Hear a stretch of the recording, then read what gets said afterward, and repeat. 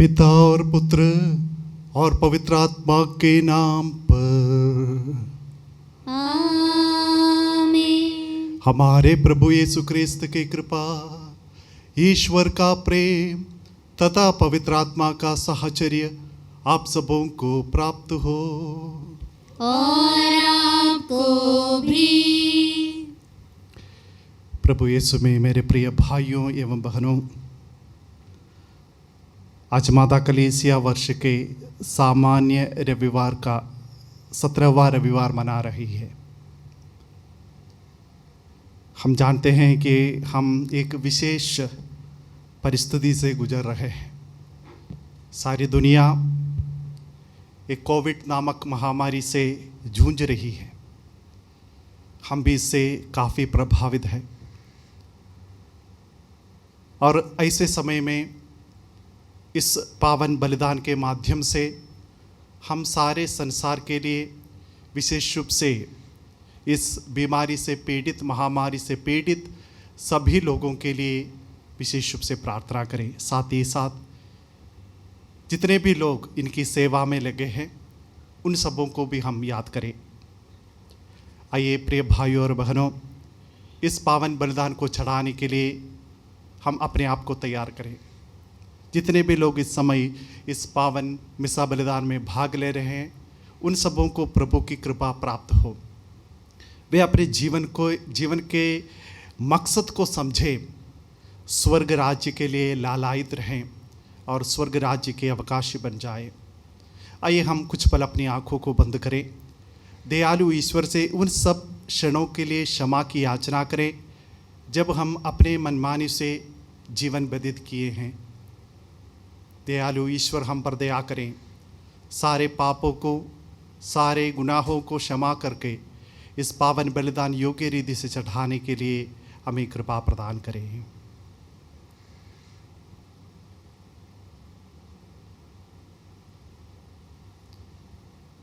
हम सब मिलकर बोले, हे भाइयों एवं बहनों, मैं सर्वशक्तिमान पिता ईश्वर और आप लोगों के सामने स्वीकार करता हूँ कि मैंने मन, वचन और कर्म से और अपना कर्तव्य पूरा न करने से बार बार पाप किया है।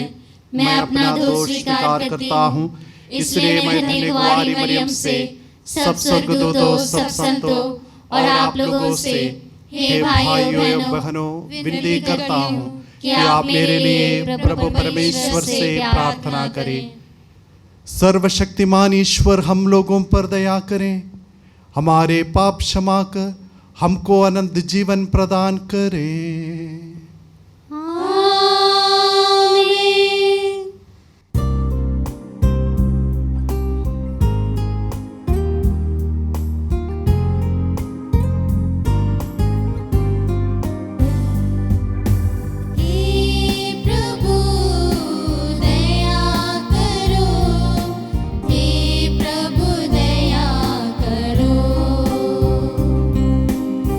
हे प्रभु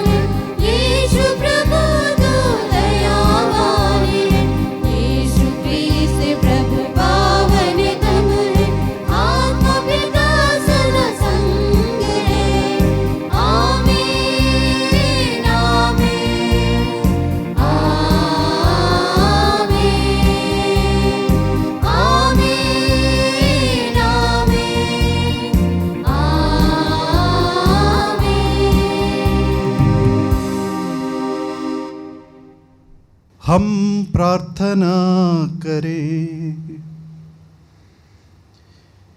हे प्रभु ईश्वर, अपने भक्तों के रक्षक, तेरे बिना सब कुछ दुर्बल और दूषित है। हमारे हृदय को अपने प्रेम से भर दें तथा मन को अपने प्रकाश से आलोकित कर, जिससे हम संसार की नश्वर वस्तुओं का सदुपयोग करते हुए अनश्वर वस्तुओं में मन लगाए रहे। यह कृपा कर हमारे प्रभु और तेरे पुत्र यीशु क्रिस्त के द्वारा, जो ईश्वर होकर तेरे तथा पवित्र आत्मा के साथ युगानुयुग जीते और राज्य करते हैं।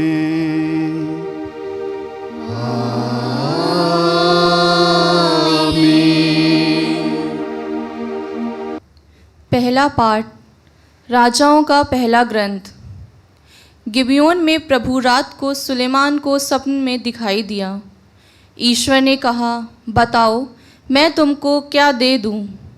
सुलेमान ने उत्तर दिया, हे प्रभु, हे मेरे ईश्वर, तूने अपने सेवक को उसके पिता दाऊद के स्थान पर राजा बनाया, लेकिन मैं अभी छोटा हूँ। मैं ये नहीं जानता कि मुझे क्या करना चाहिए। मैं यहाँ तेरी चुनी हुई प्रजा के बीच में हूँ। ये राष्ट्र इतना महान है कि उसके निवासियों की गिनती नहीं हो सकती। अपने इस दास को विवेक देने की कृपा कर, जिससे यह न्याय पूर्वक तेरी प्रजा का शासन करे और भला तथा बुरा पहचान सके। नहीं तो कौन तेरी इस असंख्य प्रजा का शासन कर सकता है? सुलेमान का ये निवेदन प्रभु को अच्छा लगा। प्रभु ने उससे कहा, तुमने मुझसे यह मांगा है। तुमने अपने लिए ना तो लंबी आयु मांगी, ना धन संपत्ति और ना अपने शत्रुओं का विनाश। तुमने न्याय करने का विवेक मांगा है, इसलिए मैं तुम्हें तुम्हारी इच्छा पूरी करूँगा। मैं तुमको ऐसी बुद्धि और ऐसा विवेक प्रदान करता हूँ कि तुम्हारे समान ना तो पहले कभी कोई था और ना बाद में कभी कोई होगा। यह प्रभु की वाणी है। ईश्वर को धन्यवाद।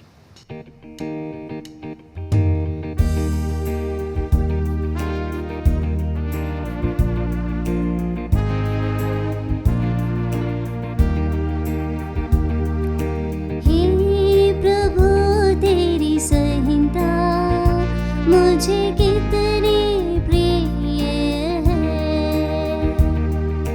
हे प्रभु तेरी संहिता मुझे कितनी प्रिय है।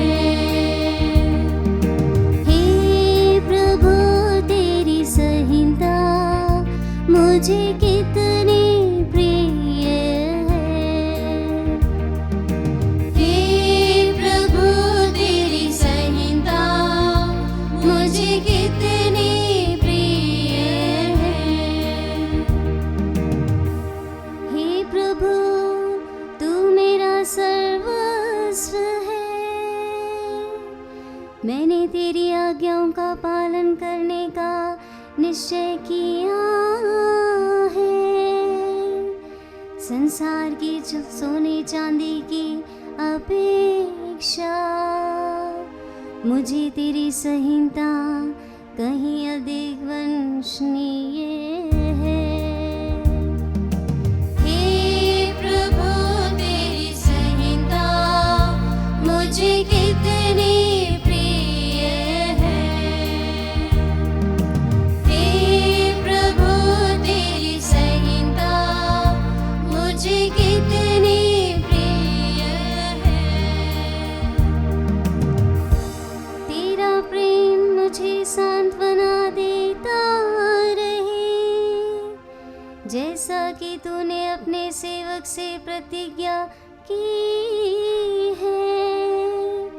मुझे तेरा प्रेम मिल जाए और मैं जीवित रहूँगा, क्योंकि तेरी संहिता मुझे परम प्रिय है। हे प्रभु तेरी संहिता मुझे कितनी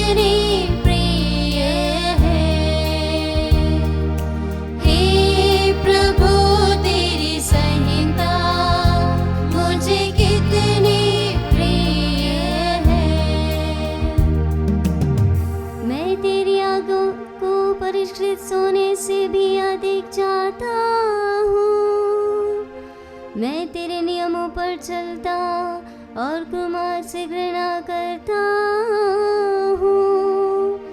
मैं तेरे नियमों पर चलता और कुमार्ग से घृणा करता हूँ। हे प्रभु तेरी संहिता मुझे कितनी प्रिय है। हे प्रभु तेरी संहिता मुझे कितनी प्रिय है। तेरी आज्ञाएं अपूर्व हैं, इसलिए मैं उनका पालन करता हूँ।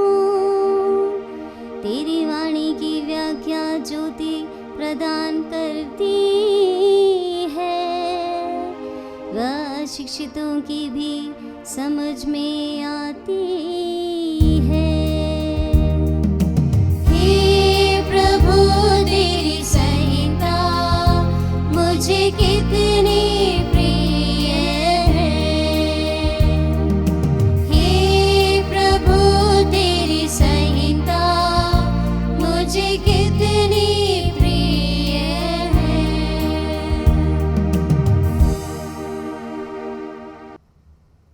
दूसरा पाठ रोमियो के नाम संत पौलुस का पत्र। हम जानते हैं कि जो लोग ईश्वर को प्यार करते हैं और उसके विधान के अनुसार बुलाए गए हैं, ईश्वर उनके कल्याण के लिए सभी बातों में उनकी सहायता करता है। क्योंकि ईश्वर ने निश्चित किया कि जिन्हें उसने पहले से अपना समझ लिया है, वे उसके पुत्र के प्रतिरूप बनाए जाएं, जिससे उसका पुत्र इस प्रकार बहुत से भाइयों का पहलौठा हो। उसने जिन्हें पहले से निश्चित किया उन्हें बुलाया भी, और जिन्हें बुलाया उन्हें पाप से मुक्त भी किया, और जिन्हें पाप से मुक्त किया उन्हें महिमान्वित भी किया। यह प्रभु की वाणी है। ईश्वर को धन्यवाद।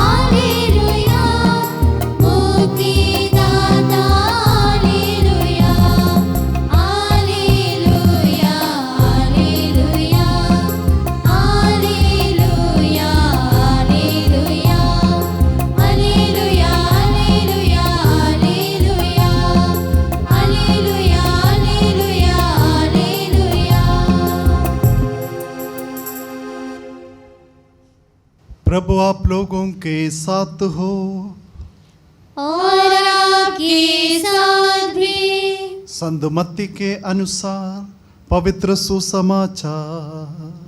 प्रभु की जय। यीशु ने अपने शिष्यों से कहा, स्वर्ग का राज खेत में छिपे हुए खजाने के सदृश है, जिसे कोई मनुष्य पाता है और उसे दोबारा छिपा देता है।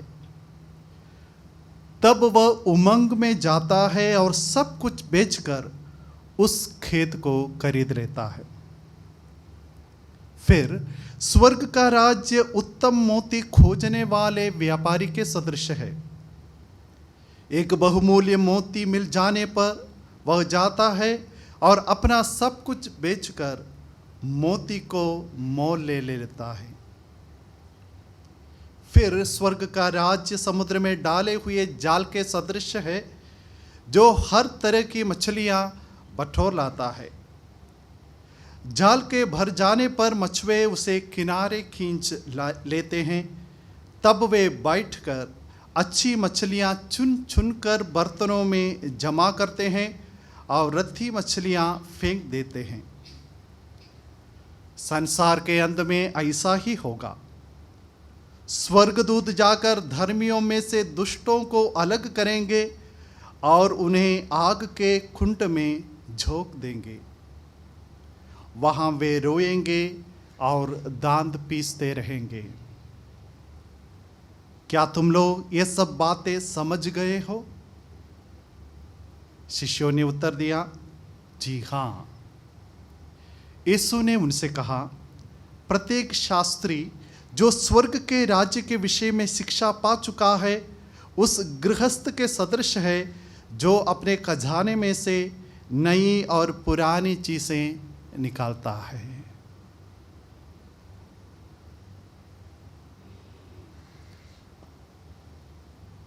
यह प्रभु का दिव्य सुसमाचार है।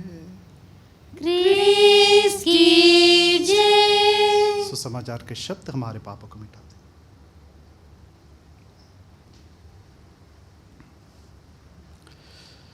प्रभु यीशु में मेरे प्रिय भाइयों एवं बहनों, हमें से प्रत्येक व्यक्ति अपने जीवन में कुछ पाना चाहते हैं। सबों को अपने अपने जीवन का एक मकसद, एक लक्ष्य होता है। विद्यार्थी के लिए अच्छी एवं उच्च शिक्षा पाना और जो अध्ययन या पढ़ाई पूरा करता है उसके लिए एक अच्छी नौकरी मिलना, युवक युवतियों के लिए अपना घर बनाना बसाना और परिवार के माता पिता के लिए अपने बच्चों के प्रति कई सारी आशाएं हैं, अभिलाषाएं हैं। और इसलिए यदि किसी व्यक्ति से पूछेंगे कि आपके जीवन का मकसद क्या है तो अलग अलग जवाब हमें प्राप्त होगा। लेकिन आज के प्रभु वचन के माध्यम से परमेश्वर हमसे कहते हैं कि हमें स्वर्ग राज्य के लिए लालायित रहना चाहिए।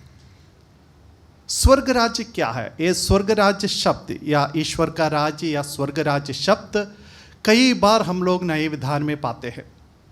बाइबल के पंडितों के अनुसार कम से कम 160 बार इस शब्द का इस्तेमाल किया गया है पूरा नए विधान में, और सामांतरिक सुसमाचारों में इसका इस्तेमाल कम से कम 140 बार किया गया है। स्वर्ग का राज्य या ईश्वर का राज्य से हम क्या समझते हैं? क्या ये कोई एक संसार रूपी जगह है जहाँ पर कई सारे लोग रहते हैं, संत रहते हैं, स्वर्गदूत रहते हैं? स्वर्ग का राज्य से हम लोग यही परिकल्पना रखते हैं अपने मन में। लेकिन प्रभु यीशु कहते हैं स्वर्ग राज्य तुम्हारे निकट है, और वही प्रभु कहते हैं स्वर्ग राज्य तुम्हारे बीच में है। और इसको समझाने के लिए आज के सुसमाचार में हम लोग स्वर्ग राज्य की तुलना 3 चीज़ों से प्रभु यीशु करते हैं। सबसे पहला है खेत में छिपा हुआ खजाना। स्वर्ग राज्य खेत में छिपा हुआ खजाना है। यदि हम ध्यान से इस बात को सुने हैं तो हमने एक बात की ओर हमारा ध्यान जरूर आकर्षित किया होगा। वो यह है कि यहाँ पर वो जो व्यक्ति जो खेत में जाता है वो खजाने की खोज में नहीं जाता है, उसको बस ये यूं ही मिल जाता है, खजाना उसको यूं ही मिल जाता। इसका तात्पर्य क्या है? इसका तात्पर्य यह है कि स्वर्ग का राज्य ईश्वर का वरदान है। स्वर्ग का राज्य का मतलब है ईश्वर स्वयं, प्रभु यीशु स्वयं स्वर्ग राज्य है। जो प्रभु की उपस्थिति का अनुभव अपने जीवन में करता है वह स्वर्ग राज्य में ही है। और ये प्रभु को पाना हम अपनी क्षमताओं से नहीं कर सकते, ईश्वर का वरदान है और ईश्वर सबको ये यूं ही प्रदान करता है। दूसरा है स्वर्ग राज्य की तुलना व्यापारी से किया गया है, मोती से बढ़कर व्यापारी से। किस व्यापारी से? उस व्यापारी से जिसने अमूल्य मोती को पाकर वो सब कुछ बेचकर उस मोती को अपना लेता है, खरीद लेता है।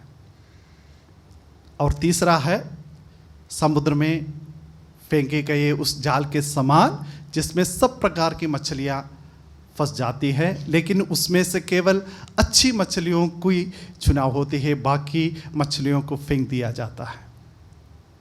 यदि हम इस पर मनन चिंतन करेंगे तो हम पाएंगे कि इसका जो अर्थ पूरा का पूरा संत अगस्टिन के जीवन में हम पाएंगे।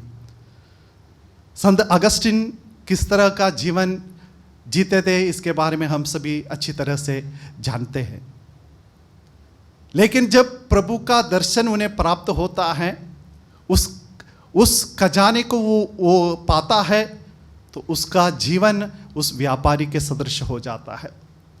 जब से प्रभु से मुलाकात होती है तब से वो पुराने जीवन को छोड़कर उस मोती प्रभु यीशु रूपी उस अमूल्य मोती की खोज में, उसको समझने में, उसको पहचानने में, उसको अपनाने में वह अपना पूरा जीवन बिताता है। उसके बाद क्या होता है? उसके बाद जब भी उसके जीवन में प्रलोभन आते हैं, उसको मालूम हो जाता है कि उसको केवल अच्छी चीज़ों को ही चुनना है, पुरानी चीज़ों को वो फेंक देते हैं। हमारा जीवन भी कुछ इस तरह का है। प्रभु को पाना एक अमूल्य वरदान है। प्रभु को हम पाते हैं हर दिन संस्कारों के माध्यम से, प्रभु वचन के माध्यम से। स्वर्ग राज्य हमारे बीच में ही है, लेकिन आज भी हम में से कई सारे लोग उस स्वर्ग राज्य का अनुभव, उस ईश्वरीय उपस्थिति का अनुभव नहीं कर पाते हैं। जब तक उस ईश्वरीय उपस्थिति का अनुभव हम नहीं करेंगे तब तक हम उस स्वर्ग राज्य के अवकाशी और स्वर्ग राज्य के सदस्य नहीं बन पाएंगे। संत मत्ती के अनुसार सुसमाचार अध्याय 6 पद संख्या 33 में प्रभु कहते हैं, तुम सबसे पहले ईश्वर के राज्य और उसकी धार्मिकता की खोज में लगे रहो और बाकी चीजें तुम्हें यूं ही मिल जाएगी। लेकिन दुर्भाग्यवश हम संसार की चीजों के पीछे पड़े हैं, धन की लालच में, अच्छे पद के लालच में हम लोग भाग रहे हैं। आज प्रभु यीशु हमें आह्वान करते हैं सुलेमान के समान विवेकी बनने के लिए, प्रज्ञा का वरदान मांगने के लिए। संत पौलुस हमें याद दिलाते हैं कि जो प्रभु को प्यार करते हैं और जो उनके विधान के अनुसार बुलाए गए हैं, उन सबको परमेश्वर उनकी हर बात में मदद करता है। प्रभु यीशु हमारी मदद करने के लिए सदा तैयार है, वे हमारे बीच में हैं। क्या हम प्रभु की उपस्थिति को अपने जीवन में पहचान पाते हैं? क्या मेरे जीवन का मकसद प्रभु को पाना है या किसी अन्य चीज़, अन्य व्यक्ति को पाना है? क्या मैं प्रभु यीशु को अपने जीवन में सबसे ज़्यादा महत्व दे पा रही हूँ? आइए हम इस पर आज मनन चिंतन करते हुए प्रभु से कृपा मांगे, ताकि हम अपने जीवन का केंद्र बिंदु प्रभु को बनाएं। प्रभु ही हमारे लिए सब कुछ है। प्रभु का वचन हमेशा याद रहें। यदि हम ये पूरा संसार प्राप्त कर लें लेकिन अपना जीवन ही गंवा दें तो इससे क्या फ़ायदा? आइए हम कुछ पल अपनी आंखों को बंद करें। हम उस व्यापारी के समान बनने की कोशिश करें जिसने उस अमूल्य मोती को पाने पर सब कुछ बेचकर उसको अपना लेता है। उसी भांति हम भी प्रभु को अपनाएं। प्रभु ही हमारे लिए उस सबसे कीमती मोती है। उसको पाने के लिए हमें सब कुछ त्यागने की आवश्यकता है। संत लूकस के अनुसार सुसमाचार अध्याय 9 पद संख्या 23 में प्रभु यीशु कहते हैं, जो मेरा अनुसरण करना चाहता है वह आत्मत्याग करे और प्रतिदिन अपना क्रूस उठाकर मेरे पीछे हो ले। आइए हम प्रभु से कृपा मांगें ताकि हम प्रभुमय बन जाए, प्रभु को अपना जीवन का आधार बनाए, जिससे प्रभु के प्रेम से प्रेरित होकर हम प्रज्ञा के साथ अपने जीवन को बिताए और केवल वही चीज़ों को चुने जो प्रभु को पसंद है। इस कृपा के लिए आइए हम इस पावन मिसा बलिदान में विशेष रूप से प्रार्थना करें।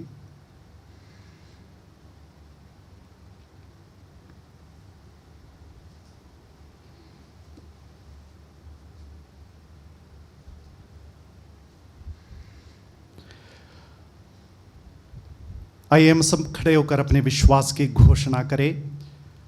हम स्वर्ग और पृथ्वी के सृष्टिकर्ता सर्वशक्तिमान पिता ईश्वर में विश्वास करते हैं और उसके इकलौते पुत्र हमारे प्रभु यीशु ख्रीस्त में हम विश्वास करते हैं, जो पवित्र आत्मा के द्वारा गर्भ में आए और कुंवारी मरियम से जन्मे।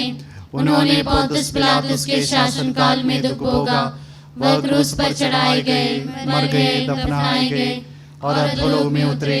वह तीसरे दिन मृतकों में से जी उठे, स्वर्ग गए, सर्वशक्तिमान पिता ईश्वर के दाहिने विराजमान है और वहां से जीवितों और मृतकों का न्याय करने आएंगे।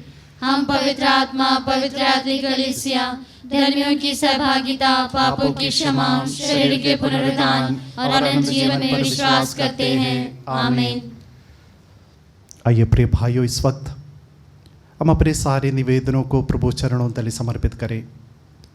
प्रभु की कृपा, प्रभु की आशीष, प्रभु की चंगाई सारे संसार पर हो और अपने सभी व्यक्तिगत आवश्यकताओं के लिए प्रभु से प्रार्थना करते हुए कहें, हे पिता हमारी प्रार्थना सुन।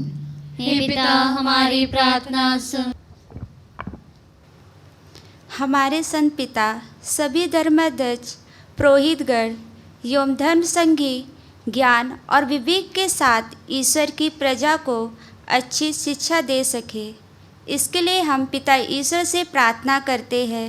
हे पिता हमारी प्रार्थना सुन। सभी शिक्षकों के लिए प्रार्थना करें कि वे अपने विद्यार्थी के मन में अच्छे विचार और सदाचरण के भावों को भर सके, इसके लिए हम पिता ईश्वर से प्रार्थना करते हैं। हे पिता हमारी प्रार्थना सुन। पिता ईश्वर, इस वर्ष अच्छी जलवायु, हवा, पानी एवं धूप पर्याप्त मात्रा में और सही समय पर भेजे, ताकि हमारे किसान अच्छी फसल पैदा करें, अपने परिवार तथा लोगों को आवश्यकताओं को पूरा कर सके, इसके लिए हम पिता ईश्वर से प्रार्थना करते हैं। हे पिता हमारी प्रार्थना सुन। जो लोग सांसारिक तथा नश्वर चीज़ों की चिंता करते हैं, वे ईश्वर के वचन के अनुसार जीने का प्रयास करें और आध्यात्मिक एवं अनश्वर चीज़ों पर अपना ध्यान लगा सके, इसके लिए हम पिता ईश्वर से प्रार्थना करते हैं। हे पिता हमारी प्रार्थना सुन। इस पवित्र मिसा में उपस्थित हम सभी क्रिस्तीय विश्वासी ईश्वरीय ज्ञान की खोज करें और हम अपने कार्य तथा दायित्व को निभाने के लिए सही निर्णय ले सके, इसके लिए हम पिता ईश्वर से प्रार्थना करें। हे पिता हमारी प्रार्थना सुन। आइए हम अपने व्यक्तिगत निवेदनों को मौन रूप से प्रभु के समक्ष रखें। सारे संसार के लिए, कोरोना से पीड़ित सभी भाई बहनों के लिए, अस्पताल में कार्यरत सभी कर्मचारियों के लिए हम विशेष रूप से प्रार्थना करें। जो गरीब है, लाचार है, उन सबों को भी याद करें। हे प्रभु, हमारी विनय है कि तू हमारी रक्षा कर और हमें विशुद्ध कर अपना मार्ग दिखा, कि हम इस लोक में तेरे प्रेम का अनुभव करके परलोक में परम सुख प्राप्त कर सके, हमारे प्रभु क्रिस्त के द्वारा। आमीन।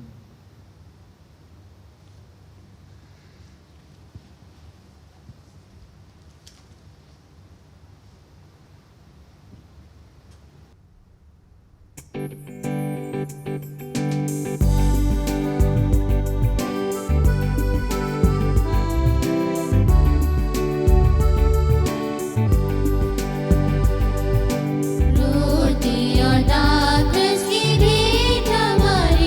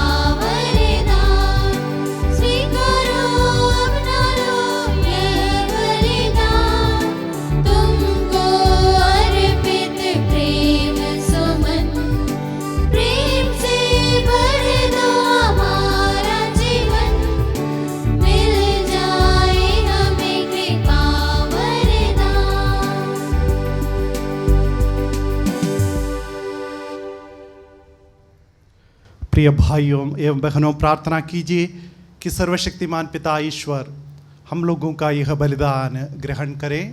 प्रभु अपने नाम की स्तुति तथा महिमा के लिए और हमारे तथा अपने समस्त पवित्र कलीसिया के लाभ के लिए आपके हाथों से यह बलिदान ग्रहण करें।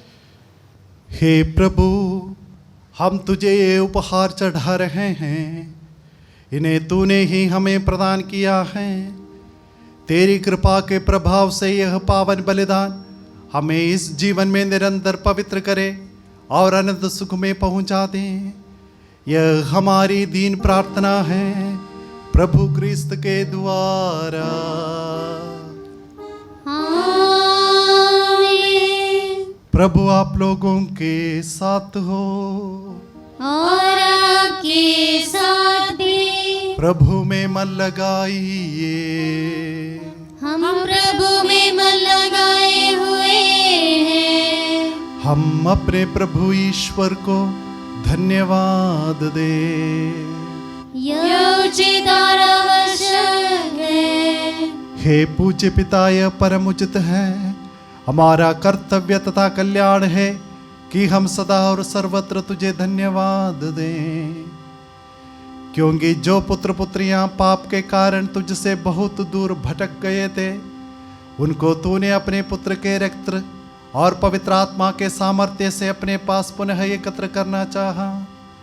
जैसे परम पावन त्रित्व एक है, वैसे ही उसके प्रभाव से तेरी प्रजा भी एक बने और कलीसिया क्रिस्त के शरीर तथा पवित्र आत्मा के मंदिर के रूप में प्रकट हो जाए।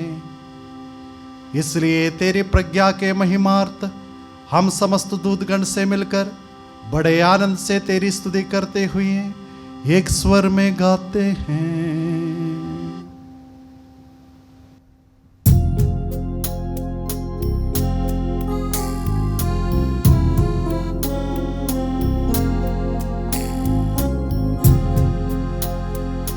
पावन पावन पावन ईश्वर तू अम्बर के स्वामी। पावन पावन पावन ईश्वर तू अम्बर के स्वामी। तेरी महिमा ऊंचे गगन में, तेरी महिमा ऊंचे गगन में भरपूरित है अवनी अंबर। परमेश्वर का जय जयकार, परमेश्वर का जय जयकार, परमेश्वर की जय जयकार। पावन पावन पावन ईश्वर तू अम्बर के स्वामी। धन्य है वह क्रिस्त यीशु, धन्य है वह क्रिस्त यीशु, प्रभु के नाम पर जो आते हैं। प्रभु का जय जयगान करो, प्रभु का जय जयगान करो, प्रभु का जय जयगान करो। पावन पावन पावन ईश्वर तू अम्बर के स्वामी। पावन पावन पावन ईश्वर तू अम्बर के स्वामी।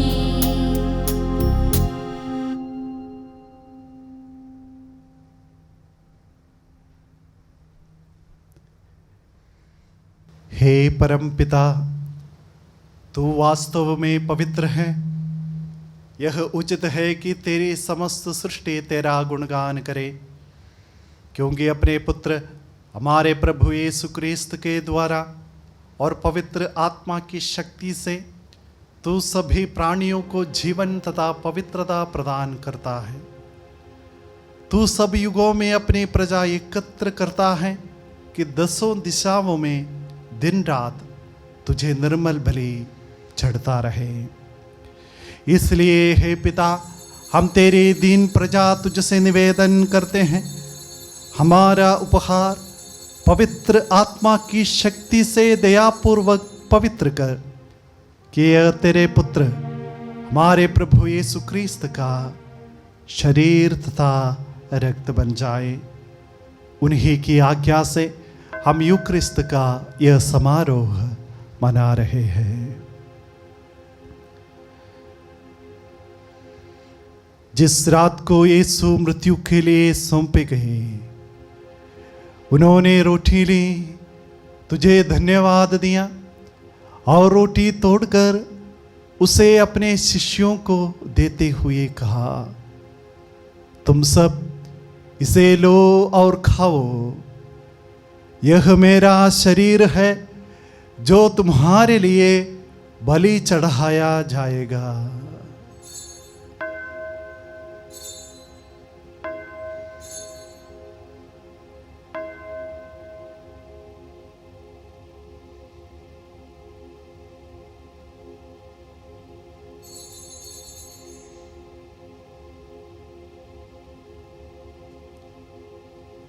इसे भांति भोजन के बाद उन्होंने कटोरा लिया, तुझे धन्यवाद दिया और उसे अपने शिष्यों को देते हुए कहा, तुम सब इसे लो और पीओ, यह मेरे रक्त का कटोरा है, नवीन और अनंत व्यवस्था का रक्त, जो तुम्हारे और बहुतों के पापों की क्षमा के लिए बहाया जाएगा।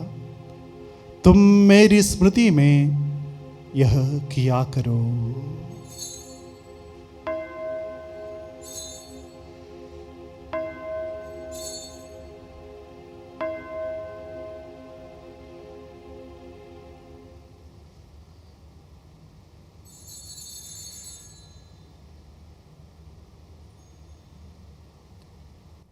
यह है हमारे विश्वास का रहस्य।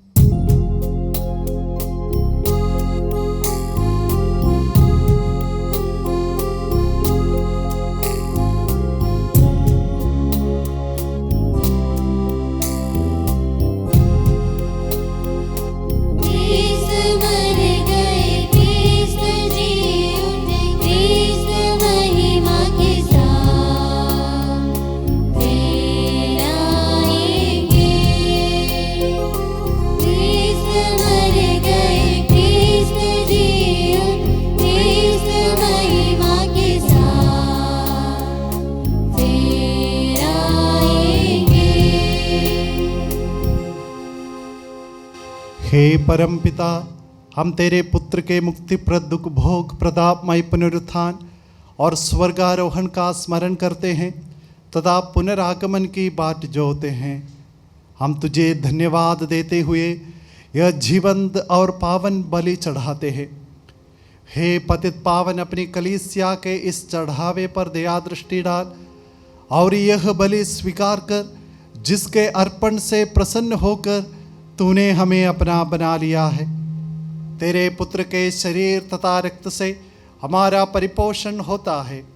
ऐसा वर दे कि उनके पवित्र आत्मा से परिपूर्ण होकर हम क्रिस्त में एक शरीर तथा एक मन हो जाए।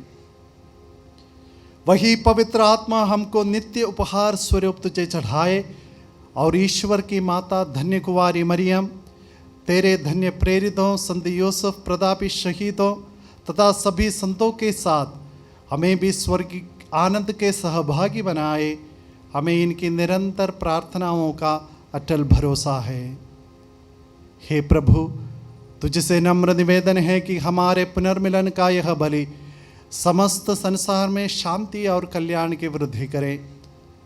अपने सेवक संत पिता फ्रांसिस, हमारे धर्माध्यक्ष राफी, सभी धर्माध्यक्षों, याचकों तथा इस पृथ्वी पर समस्त यात्री कलीसिया को विश्वास तथा प्रेम में दृढ़ रखने की कृपा कर।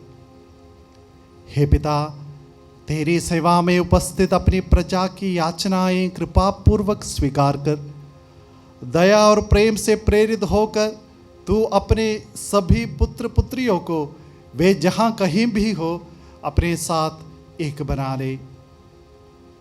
हे प्रभु, हमारे मृत भाई बहनों को अपने राज्य में प्रवेश पाने दे और उन सबको भी जो तेरी सेवा करते हुए परलोक सिधार चुके हैं। हम लोग भी वही पहुंचने की आशा करते हैं कि हम सब एक साथ तेरी महिमा के दर्शन से अनंत काल तक तृप्त होते रहे, हमारे प्रभु क्रिस्त के द्वारा, जिनसे संसार को सभी शुभ दान प्राप्त होते हैं।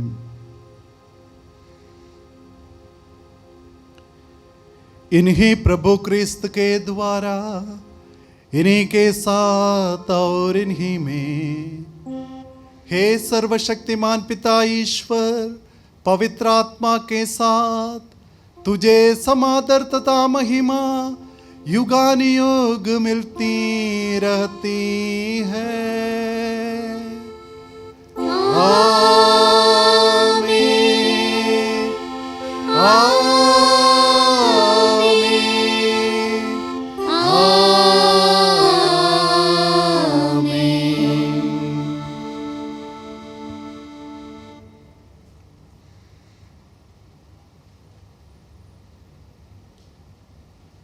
आइए हम सब मिलकर पिता ईश्वर से प्रार्थना करें, जैसे कि प्रभु यीशु ने हमें सिखाया है। हे हमारे पिता जो स्वर्ग में है, तेरा नाम पवित्र किया जाए, तेरा राज्य आए, तेरी इच्छा जैसे स्वर्ग में है वैसे इस पृथ्वी पर भी पूरी हो। हमारा प्रतिदिन का आहार आज हमें दे, और हमारे अपराधों की क्षमा कर, जैसे हम भी अपने अपराधियों को क्षमा करते हैं, और हमें परीक्षा में न डाल, परंतु बुराई से बचा। आमीन। हे प्रभु, हम तुझसे प्रार्थना करते हैं, सभी बुराइयों से हमें बचा, और इस जीवन में हमें कृपा पूर्वक शांति प्रदान कर। हम तेरी दया से सदा पाप से दूर और हर विपत्ति से सुरक्षित रहे, और उस दिन की प्रतीक्षा करते रहे जब हमारे मुक्तिदाता यीशु क्रिस्त फिर प्रकट होकर हमारी मंगलमय आशा पूरी करेंगे। क्योंकि तेरा राज्य, तेरा सामर्थ्य और तेरी महिमा अनंत काल तक बनी रहती है। हे प्रभु यीशु क्रिस्त, तूने अपने प्रेरितों से कहा है, मैं तुम्हारे लिए शांति छोड़ जाता हूँ, अपनी शांति तुम्हें प्रदान करता हूँ। तू हमारे पापों पर नहीं, अपनी कलीसिया के विश्वास पर दृष्टि डाल, और उसे शांति तथा एकता प्रदान कर। तू जो युगानुयुग जीता और राज्य करता है। आमीन। प्रभु की शांति सदा आप लोगों के साथ हो, और आपके साथ भी। आइए परस्पर एक दूसरे को शांति का अभिवादन करें। क्रिस्त की शांति।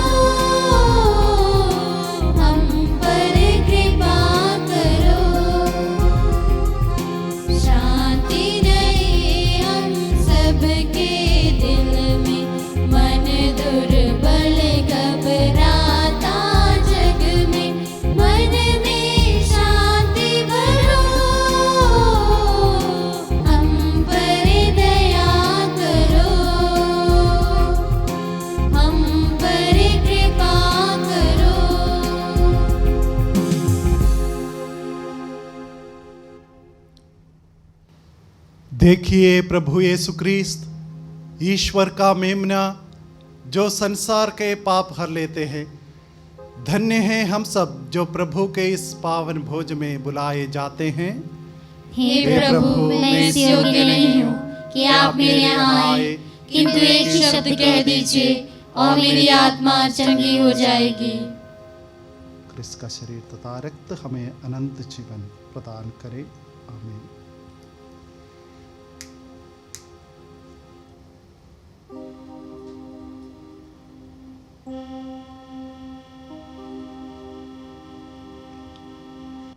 हे मेरे प्रभु यीशु, मैं सारे हृदय से विश्वास करता हूँ कि आप पवित्र यूकरिस्ती संस्कार में उपस्थित हैं।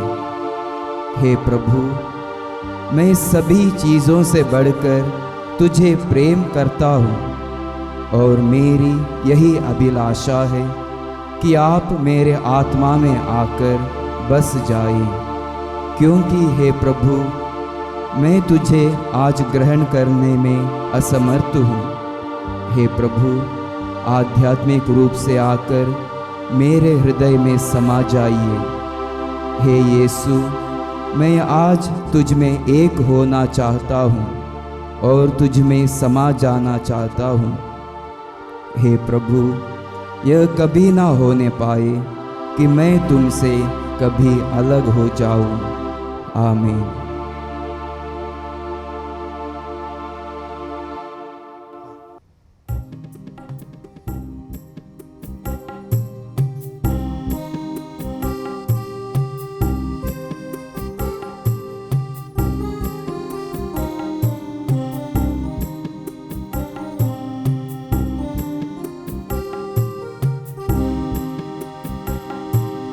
प्राणों से प्यारे यीशु मेरे, प्राणों से प्यारे यीशु मेरे, तेरा ही है आसरा,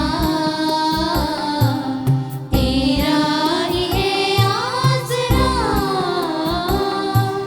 बाहर देखा, घर में देखा, बाहर देखा, घर में देखा, देखा मैं चारों दिशा, पर नहीं देखा यीशु मैंने, पर नहीं देखा यीशु मैंने, तुम सा कोई दूसरा, तुम सा कोई दूसरा। प्राणों से प्यारे यीशु मेरे, प्राणों से प्यारे यीशु मेरे, तेरा ही है आसरा, तेरा ही है आसरा।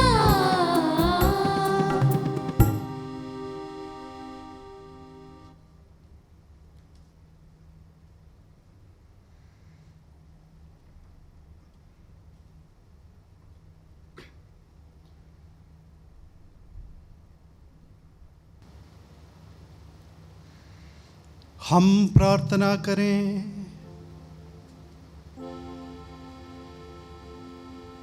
हे पावन पिता, हमने तेरे पुत्र के दुख भोग की अमर स्मृति का यह संस्कार ग्रहण किया है। उन्होंने अगाध प्रेम से प्रेरित होकर हमें यह संस्कार दिया है। तुझसे हमारी प्रार्थना है कि यह हमें मुक्ति प्रदान करें, उन्हीं हमारे प्रभु क्रिस्त के द्वारा। आमीन। प्रभु आप लोगों के साथ हो और आपके साथ भी। सर्वशक्तिमान ईश्वर पिता और पुत्र और पवित्र आत्मा आप लोगों को आशीर्वाद प्रदान करें। आप लोग विदा लें। क्रिस्त की शांति साथ रहें। ईश्वर को धन्यवाद।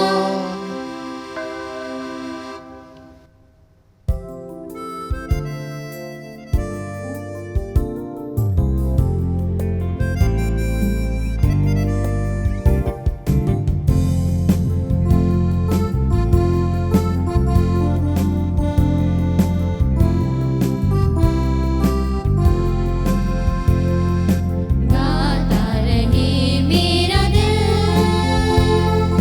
तेरे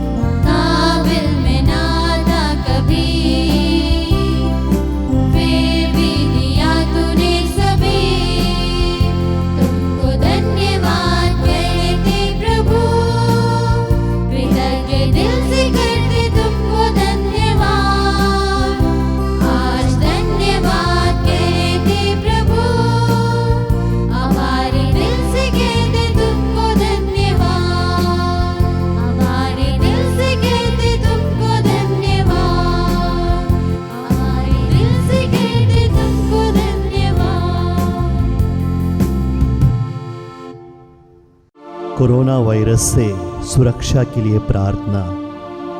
हे सर्वशक्तिमान दयालु ईश्वर, तू जो समस्त सृष्टि के प्रति अपना प्रेम प्रकट करता है, हमारी प्रार्थनाओं को जो हम संसार भर में कोरोना वायरस से पीड़ित लोगों के लिए कर रहे हैं, कृपा पूर्वक सुन ले।